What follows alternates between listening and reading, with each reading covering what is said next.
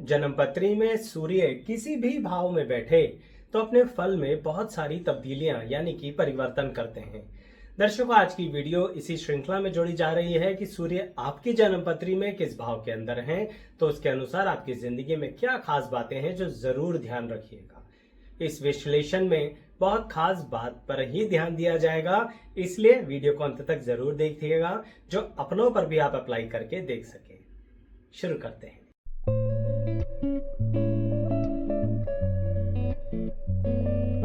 मैं एस्ट्रोलॉजर शैलेश जैन आपका हमारे चैनल पर स्वागत करता हूं। दर्शकों, चलिए सीधी बात करते हैं कि सूर्य अगर आपके फर्स्ट हाउस में बैठे हैं, इसका मतलब क्या होता है।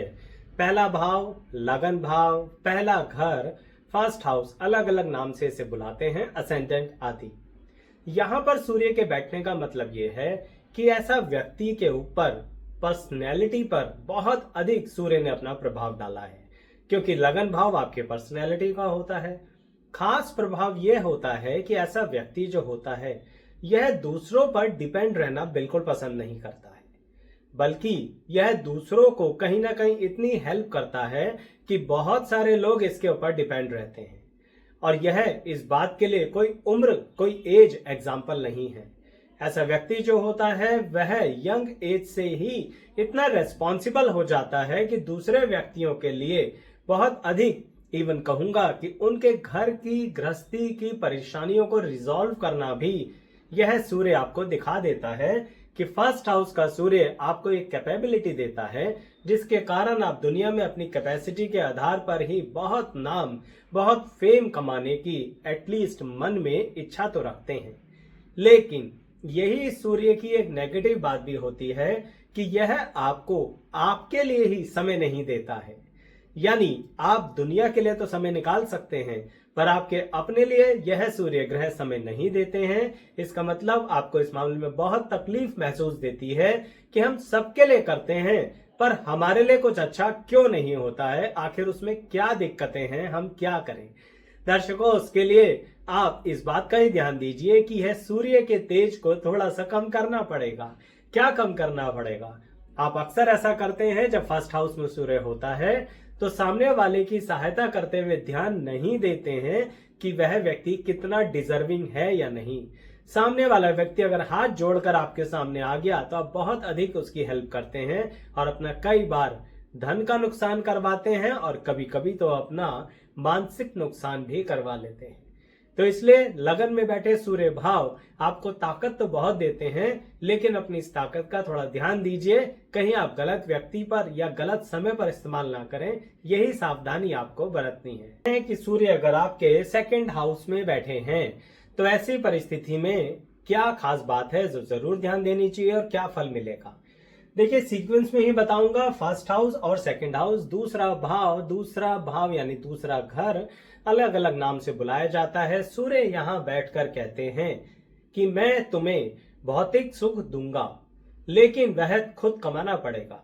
यानी अगर आप किसी ऐसे घर में भी पैदा हो गए जहां पर मैं कहूं तो चांदी का चम्मच लेकर पैदा हुए हैं, ऐसा लोग कहते हैं आपको, लेकिन उस चांदी के चम्मच का फायदा नहीं होगा। सूर्य सेकंड हाउस में आपको ऐसी जगह ले जाकर खड़ा कर देगा जहां पर इसे कहूं तो सब कुछ होते हुए भी कुछ नहीं है। ऐसे व्यक्ति को अपने आप ही उस जगह पर कमाना होगा। एक तरीके से कहिए तो बहुत अच्छी जगह से शुरुआत होने के बावजूद भी काफी ज्यादा आपकी लाइफ को स्ट्रगलिंग बना देते हैं सेकंड हाउस के सूर्य। लेकिन प्रश्न यह उठता है, क्या यह अच्छा भी करते हैं? बिल्कुल अच्छा करते हैं। दर्शकों, आपको सिर्फ एक बात का ध्यान रखना है कि अगर आपके सूर्य हैं सेकंड हाउस के अंदर तो इसका मतलब आपको अपने फाइनेंशियल प्लानिंग के बारे में बहुत अधिक ध्यान देना होगा। दूसरा, आपको अपने कुटुंब और परिवार के लोगों के अंदर भी थोड़ा इस बात का ध्यान दीजिए कि उन्हें जो करना है करने दीजिए। आप सबकी जिंदगी बदल नहीं सकते हैं, आप सबकी राह लेकर चल नहीं सकते हैं, आप सबके प्रॉब्लम्स का सॉल्यूशन कर नहीं सकते हैं। तो इसलिए एटलीस्ट ये आदत तो आपको छोड़नी ही पड़ेगी और उसके कारण आप अपने कुटुंब को बड़े अच्छे से, अपनी फैमिली को बड़े अच्छे से मैनेज कर पाएंगे। तो सूर्य सेकंड हाउस वालों, फाइनेंशियल प्लानिंग में हमेशा ध्यान रखिए कि आपको ऐसी सेविंग्स करनी है जो एक तरीके से कहूं तो लॉन्ग टर्म इन्वेस्टमेंट्स की कैटेगरी में आती हैं। अगर सूर्य सेकंड हाउस वाला व्यक्ति बहुत जल्दी में रहता है कि मैं आज ही इन्वेस्ट करूं और आज ही मुझे कमाल के रिटर्न्स मिल जाएं, तो समझ लीजिए आप अपने पैसे को बर्बाद करने जा रहे हैं। इसका मतलब यह रहा कि दूसरों की सलाह परामर्श जरूर सुनो, लेकिन अपना एनालिसिस भी करो, क्योंकि सूर्य सेकंड हाउस वाले पे मुझे एक बात का बहुत भरोसा है। जब आप किसी चीज में अपना टैलेंट लगा देंगे, अपना हुनर लगा देंगे, अपना समय लगा देंगे, उसे सीखेंगे, तो वह आपको बहुत ज्यादा अच्छा बेनिफिट देने वाला है। चलिए अगली बात करते हैं कि अगर आपके सूर्य ग्रह थर्ड हाउस में है, तृतीय भाव में है, तो क्या खास बात रहेगी जो आपको अच्छा या थोड़ा सा सावधानी भी बरतनी चाहिए। अच्छा तो यह रहता है दर्शकों कि सूर्य थर्ड हाउस वालों का कहीं ना कहीं जिंदगी की यंग एज से ही बहुत से टारगेट फिक्स हो जाते हैं। यह लोग अपनी लाइफ के अंदर दूसरों को देख के बहुत कुछ सीख लेते हैं और लाइफ में आगे बढ़ने के लिए बहुत ज्यादा कंसंट्रेटेड मैनर में बढ़ सकते हैं। यानी इनकी कहीं ना कहूं तो इच्छा शक्ति बहुत अच्छी देते हैं। सूर्य यहाँ पर थर्ड हाउस में बहुत अच्छी इच्छा शक्ति, कल्पना शक्ति भी बढ़ा देते हैं। लेकिन यहाँ पर थोड़ा सा एक दिक्कत होती है कि सूर्य थर्ड हाउस में कहते हैं कि आपको अपने आसपास की परिस्थितियों का मोह छोड़ना पड़ेगा। हो सकता है आपको अपनी लाइफ के लिए, एजुकेशन के लिए, करियर के लिए अपने घर से दूर जाना पड़े। ऐसा हो सकता है कि कहीं ना कहीं आपको बहुत सारे वर्ष अकेले बिताने पड़े। अब यह बात इसलिए क्योंकि सूर्य थर्ड हाउस में कह रहे हैं कि मैं तुम्हें तरक्की देना चाहता हूं, लेकिन थोड़ा सा आपको एक तरीके से ऐसे समझिए एकाकीपन में तपस्या करनी पड़ेगी। यानी गृहस्थी, परिवार, रिश्तेदार, समाज सब कुछ होते हुए भी सूर्य थर्ड हाउस में आपको थोड़ा दूर ले जाते हैं। यह तकलीफ तो देते ही देते हैं, परंतु अगर आप इस मामले में काफी अपने आप को अलर्ट रखते हैं तो आजकल के युग में तो आपको बिल्कुल भी दिक्कत नहीं आने वाली है। आजकल के जमाने में कनेक्ट होने के बहुत से रास्ते हैं, तो इसलिए मौकों को, अपॉर्चुनिटी को एजुकेशन या करियर में छोड़ना नहीं। याद रखिएगा मेरी ये बात। अब कुछ कदम आगे बढ़ते हैं और सूर्य फोर्थ हाउस में जिस व्यक्ति के हैं उसको क्या ध्यान रखना चाहिए। दर्शकों, कुछ लोगों ने देखा होगा कि उनके लिए कहा जाता है सेल्फ मेड पर्सनैलिटी। यह व्यक्ति चाहे कैसी भी जगह, कैसी भी परिस्थिति, कैसे भी परिवार में जन्म ले, लेकिन अपनी मेहनत के आधार पर जिंदगी को आगे बढ़ाने की क्षमता सूर्य फोर्थ हाउस में देते हैं।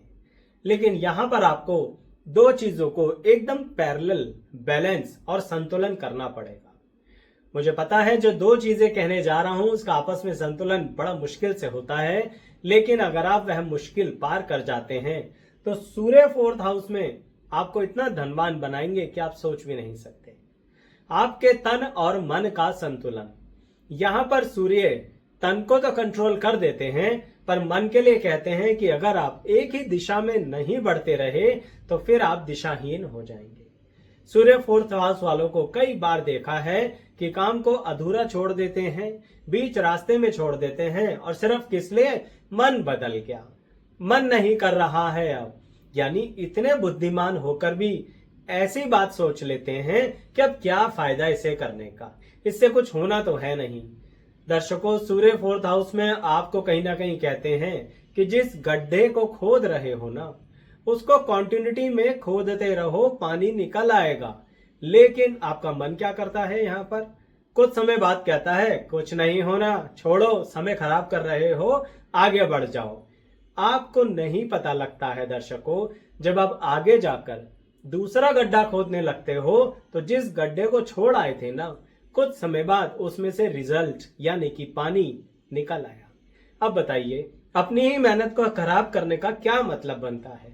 इसलिए सूर्य फोर्थ हाउस वालों को हमेशा काम को कंप्लीट करने की आदत बनानी ही चाहिए, अन्यथा बहुत तकलीफ होती है। अगली बात करते हैं कि अगर आपके सूर्य फिफ्थ हाउस में हैं, पंचम भाव तो पढ़ाई लिखाई का भी होता है, पंचम भाव संतान का भी होता है, तो क्या सूर्य यहाँ बैठकर अपनी अग्नि से हमारी संतान को नुकसान देंगे? इसे एक अलग नजरिए से समझिए दर्शकों। यहाँ सूर्य पंचम भाव में बैठकर आपको यह काबिलियत देते हैं कि आप अपने संतान की परवरिश बहुत अच्छे से कर सकते हैं। ये मैंने कर सकते हैं इसलिए लगाया है क्योंकि आपको थोड़ा सा इमोशंस को और डिसिप्लिन को बैलेंस करके चलना पड़ेगा। सूर्य पंचम भाव में कहते हैं अगर आप अपनी संतान को संतुलित वे में आगे नहीं बढ़ा सकते हैं तो वह फिर आपके कंट्रोल के दायरे से बाहर चली जाएगी। फिर उस संतान को आपको यंग एज में संभालना बहुत मुश्किल हो जाएगा। जैसे समझिए कि एक पौधा पेड़ बन जाए तो अब आप उसको डायरेक्शन नहीं दे सकते हैं। तो सूर्य पंचम भाव वालों, आप अपनी औलाद को बचपन से ही इमोशंस और डिसिप्लिन का संतुलन बना के चलेंगे तो बहुत अच्छा संतान का सुख मिलता है। हो सकता है कि आपको उसके लिए अपनी जिंदगी की बहुत सारे बलिदान देने पड़े, अपने करियर का बलिदान देना पड़े, अपनी लाइफ के अंदर अपनी हेल्थ का भी थोड़ा सा बलिदान देना पड़े, लेकिन अपने बच्चे के भविष्य के लिए और खुद अपने भी भविष्य के लिए सूर्य पंचम भाव में कहते हैं कि आपको ये करना पड़ेगा। अदरवाइज सूर्य पंचम भाव में आपके लिए बहुत अच्छे हैं, आपको एजुकेशन करियर के अंदर बहुत बेनिफिट देते हैं, लेकिन करियर में कुछ लोग पीठ पीछे बोलते हैं, आपकी बुराइयां करते हैं। कोई बात नहीं, वह फाइनली आपका कुछ नहीं बिगाड़ पाएंगे क्योंकि सूर्य 5th हाउस में है। आपकी नॉलेज ही आपसे पहले लोगों के पास पहुंच जाती है और आपका नाम बना देती है, इसलिए आपके शत्रु कुछ कदम पीछे ही रहते हैं। इसलिए एजुकेशन करियर की थोड़ी चिंता कम और संतान की परवरिश को इमोशनली नहीं, डिसिप्लिन और रेगुलेशंस के साथ बढ़ाने की चिंता अधिक कीजिए तो आपके लिए अच्छा रहेगा। आप कहेंगे आचार्य जी सिर्फ संतान के बारे में बताया, सूर्य हमारे लिए कुछ नहीं करेगा।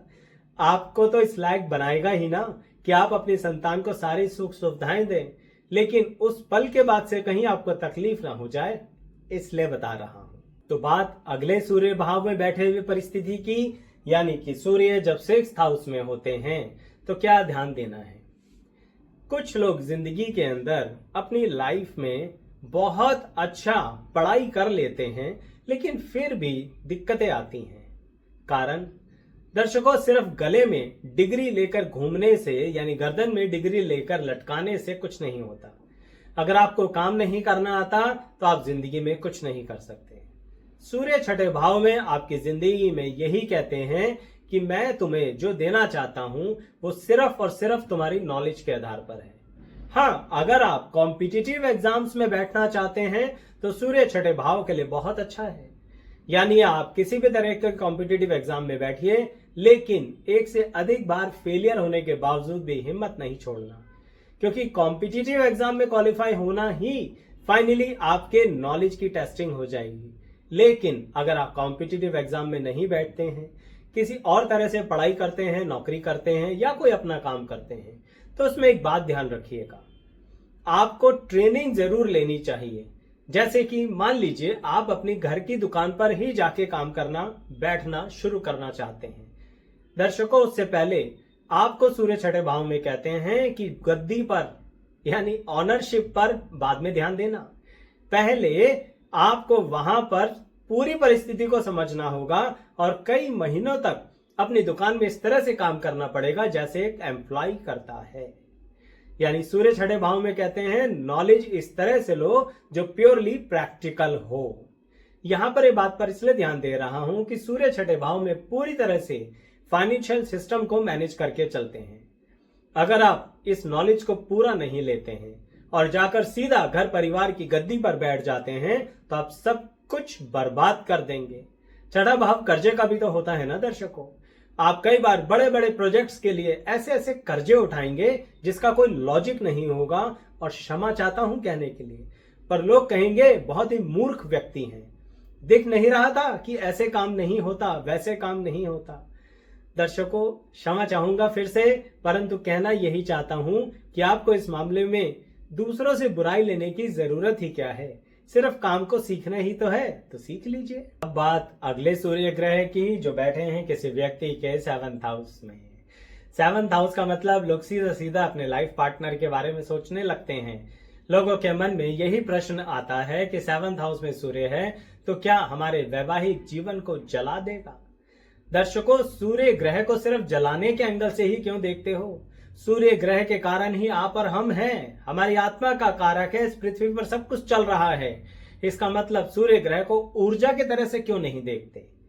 कहने का तात्पर्य यही है कि आपकी बात को भी अगर मानूं तो जो अग्नि जला देती है तो मेरी बात को भी मान लीजिए, वही अग्नि आपका खाना पका भी देती है। बस थोड़ा सा उसको कंट्रोल करना पड़ता है। तो 7th हाउस में अगर सूर्य ग्रह हैं तो इसका मतलब आपको ऐसा जीवन साथी देने की कोशिश करेंगे जो कहीं ना कहीं अपनी एक्सपेक्टेशन सिर्फ और सिर्फ आपसे रखेंगे। आपका जीवन साथी दुनिया के प्रति तो ऐसा होगा कि छोड़ो हमें क्या करना, उससे कोई मतलब नहीं, इससे कोई मतलब नहीं, लेकिन सारे मतलब आपसे ही होगा। तो अगर आप कहें कि भाई हमारा जीवन साथी तो हमें स्पेस नहीं देता है या नहीं देती हैं, पूरी तरह से हमारे साथ ही लगे रहना चाहते हैं, अटैच रहना चाहते हैं, तो फिर आप अगर अलग जाना चाहते हैं तो दिक्कत हो जाएगी। फिर तो आप परेशान हो जाएंगे, क्योंकि 7th हाउस में सूर्य ग्रह जीवन साथी ऐसा ही देंगे जो चाहे कितना ही कमाते हो, कितना ही बिजी रहते हो, लेकिन फाइनली आपसे एक्सपेक्टेशंस ऐसे रखेंगे जैसे कि एक बच्चा रखता है। कहने का मतलब वह आप पर पूरी तरह से डिपेंड होंगे। उनकी डिमांड्स भी कई बार लॉजिकल नहीं होंगी, लेकिन अगर उन छोटी सी मांगों को आप पूरा कर दें तो सूर्य 7th हाउस में ऊर्जा का केंद्र बन जाते हैं, बजाय कि वह जलाना शुरू करते हैं। देखिए, जब सामने से कोई डिमांड आती है तो थोड़ी तपिश तो होती है। कहने का मतलब आपका मन नहीं है वह डिमांड पूरा करने का, लेकिन आपके जीवन साथी ने वह मांग करी है तो तपिश होगी। पर उस तपिश को कम करने के लिए कुछ मत सोचिए, उस मांग को किसी अंदाज में पूरा कर दीजिए और डिप्लोमेसी से थोड़ा सा उस मांग में नेगोशिएट भी कर लीजिए, तो सामने वाला व्यक्ति यानी आपका लाइफ पार्टनर मान जाएगा। सूर्य ये बात जरूर कहता है कि आपको अपनी गृहस्थी को टिकाना पड़ेगा।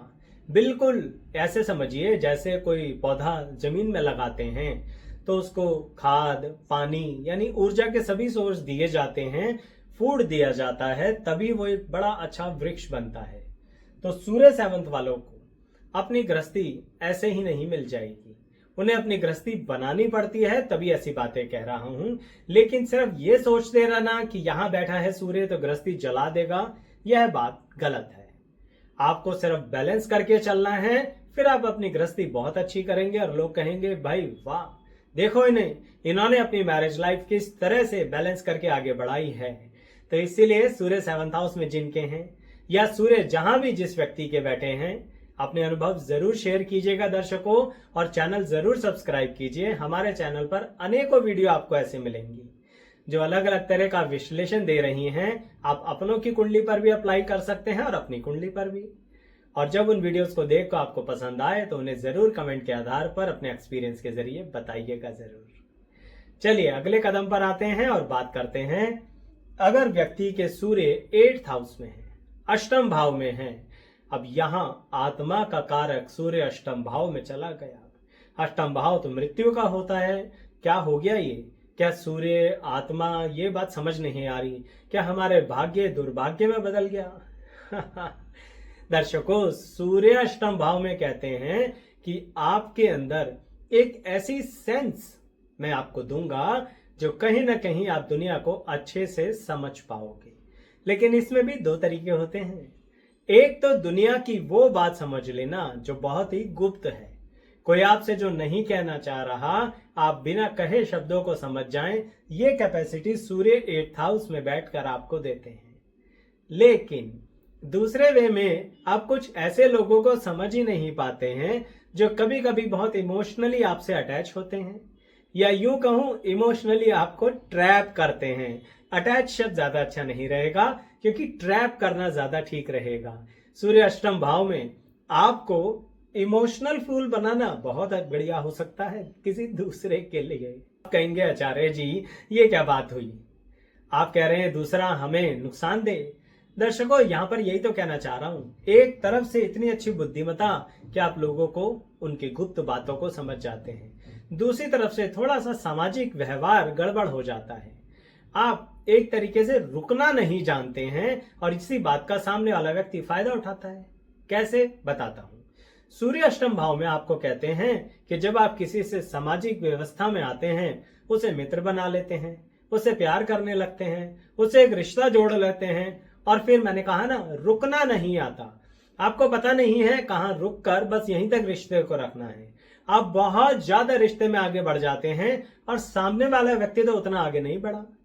वह व्यक्ति तो फिर देखता है कि इस व्यक्ति से यानी कि आपसे कुछ खींचा जा सकता है। क्या?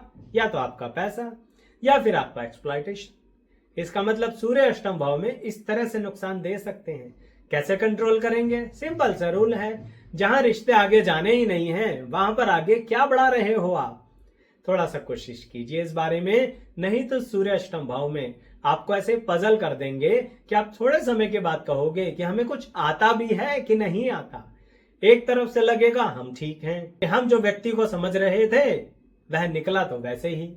दूसरी तरफ से दुनिया समाज की बातें देख के लगेगा कि कुछ हम गलत भी हैं, हम कुछ ज्यादा ही एग्रेसिव हो जाते हैं, हम कुछ ज्यादा ही इमोशनल हो जाते हैं। एक काम करो, हर किसी जगह पर अपना जो आप कर्म कर रहे हैं ना उसमें से एक शब्द हटा दो, ज्यादा। एक्सेस यानी ज्यादा इमोशनल मत हो, ज्यादा एग्रेसिव मत हो, ज्यादा डेडिकेशन मत रखो।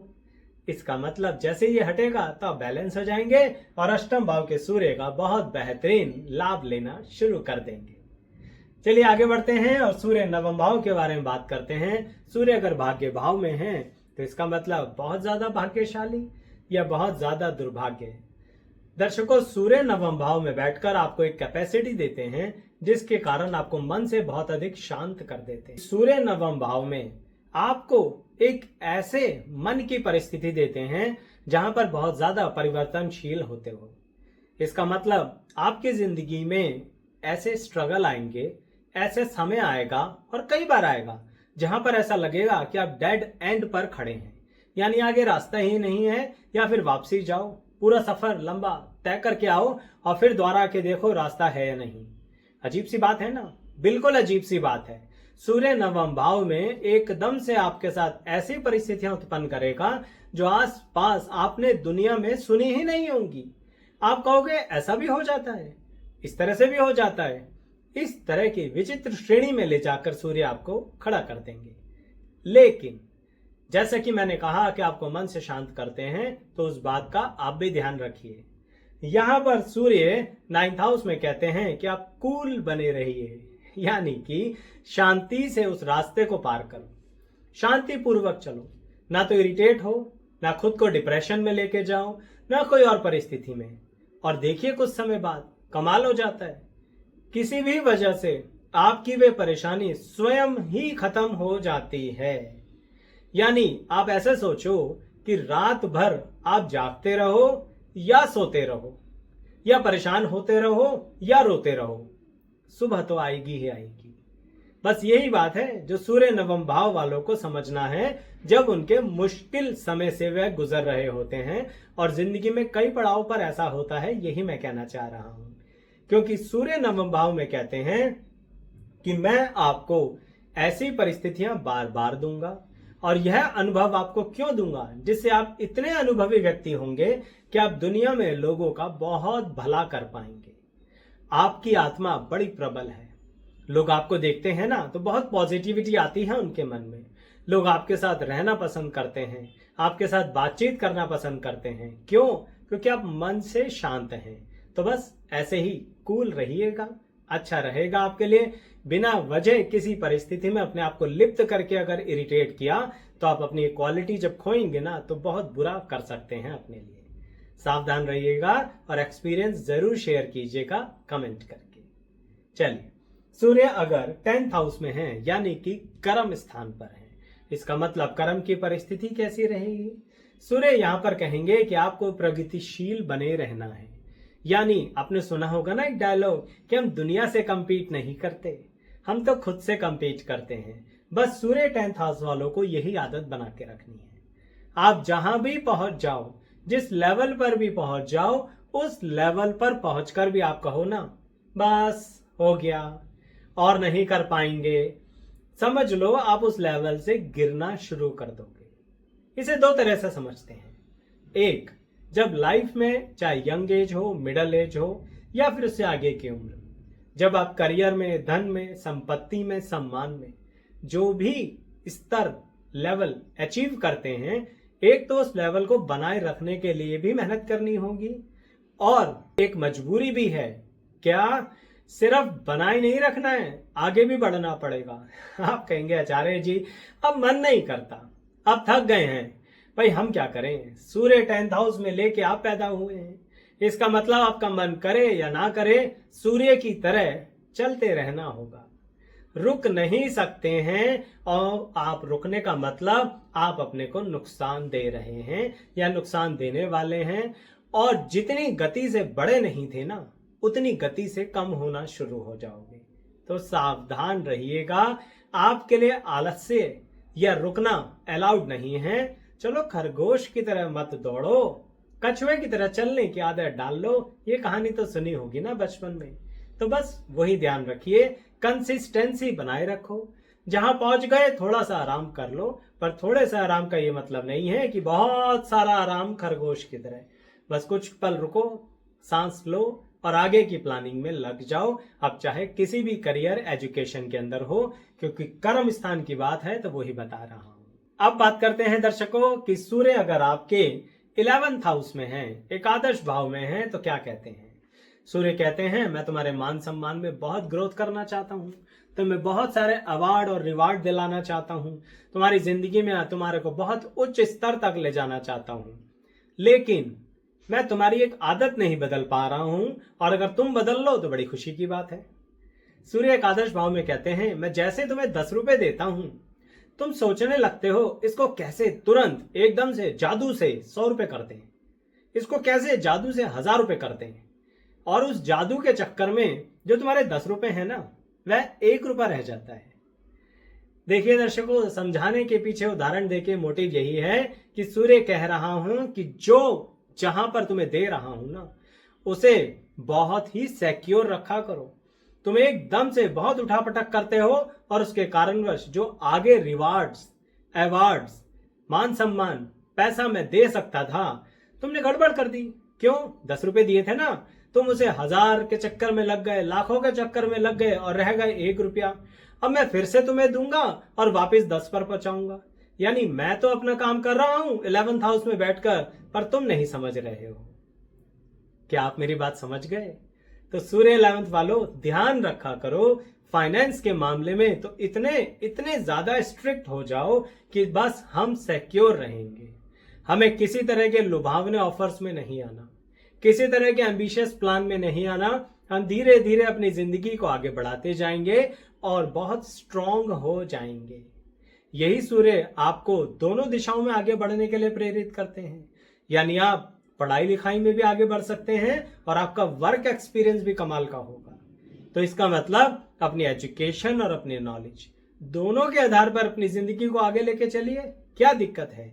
सूर्य 11th हाउस में ये कमाल करना जानते हैं, पर इस कमाल को डाइजेस्ट करना आपको देखना पड़ेगा।